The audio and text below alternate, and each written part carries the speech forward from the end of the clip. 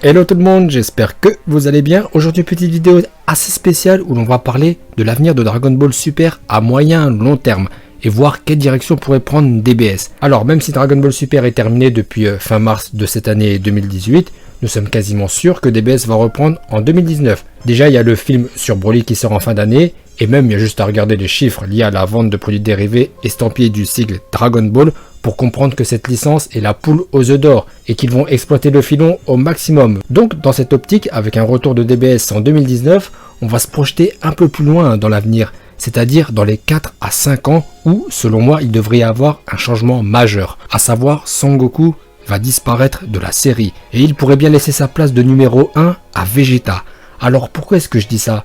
Je ne vais pas tourner autour du pot une éternité et je vais immédiatement vous révéler le fond de ma pensée. Je n'ai bien sûr aucune preuve, mais seulement un argument plutôt réaliste et fataliste. Vous savez que la voix originale et mythique de Son Goku est Masako Nozawa.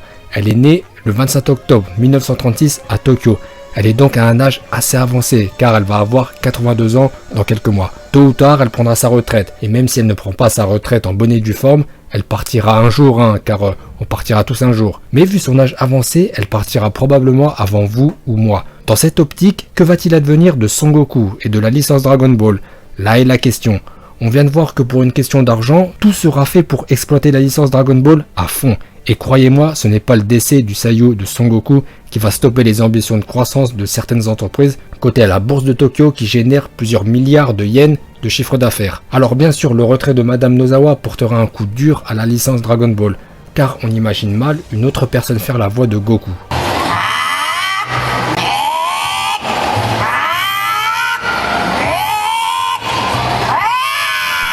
Car si une autre personne fait la voix de Goku et qu'il ne se révèle pas être à la hauteur, ça pourrait être très mal reçu et ça pourrait porter un coup fatal à Dragon Ball. Voilà, il ne s'agit pas cette fois de la voix de Bulma, mais celle de Son Goku. Et personnellement, je ne vois personne d'autre interpréter la voix de Goku qui est éternellement liée à Masako Nozawa. Sachez que ces questions que je suis en train de me poser et que vous-même êtes en train de cogiter, ces questions ont déjà été abordées depuis plusieurs années par les têtes pensantes de la production de Dragon Ball. Vous pouvez être sûr qu'en 2015, lorsque Dragon Ball Super a repris, Monsieur Toriyama, Monsieur Toyotaro, des cadres de la Toei, de la Shueisha et de Namco Bandai se sont réunis autour d'une table pour en discuter. Et que depuis les réunions ont dû s'accentuer avec l'explosion des recettes liées à la vente de jeux vidéo aux figurines estampillées Dragon Ball. Je vous donne juste un exemple. Il y a quelques jours, j'ai acheté le dernier DLC de Dragon Ball Fighters. Alors les DLC Fighters, c'est pas des nouvelles quêtes ou missions.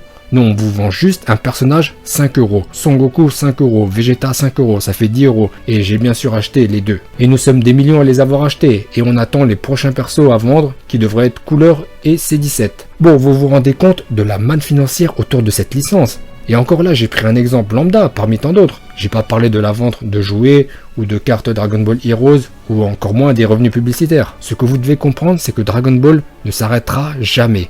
Contrairement à un filon d'or qui finit par s'épuiser, vous avez des dizaines, voire des centaines de personnes qui sont payées à réfléchir pour comment exploiter le filon Dragon Ball. Alors, je parle beaucoup de fric dans cette vidéo, mais c'est ça qui fait tourner le monde. A votre avis, pourquoi Broly est revenu? Je vous donne pas la réponse, vous savez très bien pourquoi. On va plutôt revenir au sujet initial et Vegeta qui pourrait enfin avoir son heure de gloire et devenir numéro 1. Ou, autre alternative, avoir sa propre série. Personnellement, je ne serais pas surpris qu'au retrait de Madame Nozawa, un virage va être pris et que plusieurs séries Dragon Ball vont pop, à l'instar de Senseiya ou Hokuto no Ken, et que Vegeta va être propulsé sur le devant de la scène, et qu'on nous a déjà préparé à tout ça. À présent, je vais vous expliquer comment je suis arrivé à ce raisonnement, dont je vous fais part dans cette vidéo. Vous savez que je suis un grand fan de Son Gohan, c'est mon personnage préféré, et je pense que nous avons tous été très tristes de constater la terrible déchéance de Gohan dans DBS, alors que dans DBZ, il avait brillé de 1000 feux. Pourquoi Son Gohan n'est plus que l'ombre de lui-même dans DBS? Je ne sais pas. En tout cas, ça m'a mis la puce à l'oreille avec le débat du jour. Vous savez que Son Gohan est aussi interprété par Madame Nozawa. Donc, lorsqu'elle partira, notre ami Gohan, lui aussi partira. Et ça, je pense que la production de Dragon Ball en avait conscience en 2015 lorsque DBS a repris. D'où le retrait de Gohan au second plan dans Dragon Ball Super. Pour que l'on ne s'attache pas trop à lui. Car déjà, ils ont à gérer le retrait probable de Goku avec la retraite de Masako Nozawa. Mais si en plus faut gérer le départ d'un Gohan au top de sa popularité, ça devient très compliqué. Je vous rappelle l'objectif des têtes pensantes de la production de Dragon Ball, faire que le filon ne s'épuise jamais. Et c'est là que Vegeta intervient. Si vous me suivez un peu, vous avez vu que j'ai consacré 2 vidéos à Vegeta ces derniers temps. 5 fois où Vegeta s'est fait massacrer et 5 fois où Vegeta a tout déchiré. Et le résultat est sans appel. Les 5 fois où Vegeta s'est fait massacrer, c'est dans Dragon Ball Z.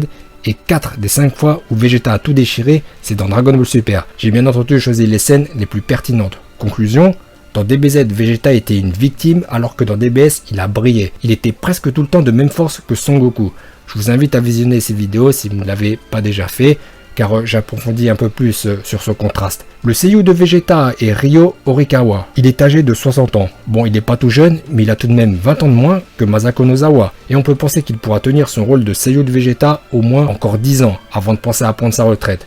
Mais tout comme Masako Nozawa, il pourrait peut-être bien pousser jusqu'à 80 ans, ce qui fait qu'a priori, Vegeta a une marge de 20 ans devant lui. Voilà pourquoi je pense que Vegeta va devenir numéro 1, ou avoir sa série. Il est flamboyant depuis DBS, dans le tournoi du pouvoir il a éjecté Toppo Lakaishin, et à la fin de la série il combat sur un pied d'égalité avec Son Goku.